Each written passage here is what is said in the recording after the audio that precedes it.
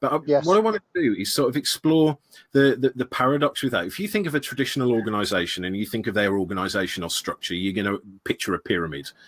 And of course, the jobs that are closer to the customer tend to be at the bottom of the pyramid. So Yes. basically, in our companies, the higher you get up the pyramid, the more money you get paid. The Yes. higher you go up the pyramid, the more important you are. So what we're kind of telling people is the further away you get from the customer, the better you are. So how Yes. do you combat that in an organization where people are incentivized to move away from the customer? Absolutely right. It's that this is what makes the customer experience profession so fascinating, in my opinion. And the best way for me to answer that is I will always tell a story when I deliver training to people about my career for an online retailer or with an online retailer. I worked for this organization for 7 years. And what it taught me is that your position in an organization, whilst it can be hugely influential, doesn't necessarily prevent you from having the ability to drive change.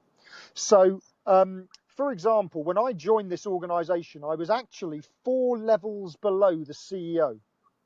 Now, that's pretty typical for someone who is working in a customer experience related role. In fact, in many organizations, people are even further away than that. But I still ended up having an influence on that organization becoming one of the most customer centric online retailers in the world, let alone the UK.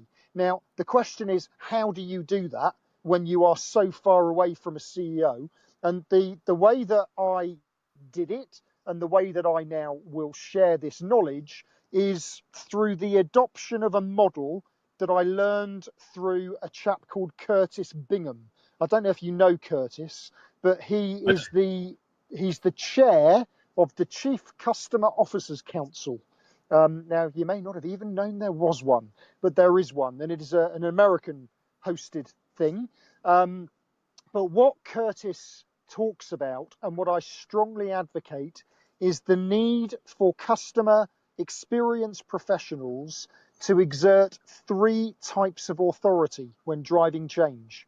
The first is positional. And as you've inferred and I've just confirmed, most of us don't have the position to drive the change that's necessary. Most of us start too low down, the pyramid. So do we sit there and wait to be told, or do we just get on with it? And, ultimately, if we just waited and did nothing, nothing would ever change. So the second type of authority Curtis talks about is borrowed authority. Whose authority can you borrow that does have the position to enable you to influence change? Now, in my case, I very specifically chose to borrow the authority of the CEO himself in my organization because he was a very charismatic man. And I knew that if I could convince him, he would convince the rest of the organization.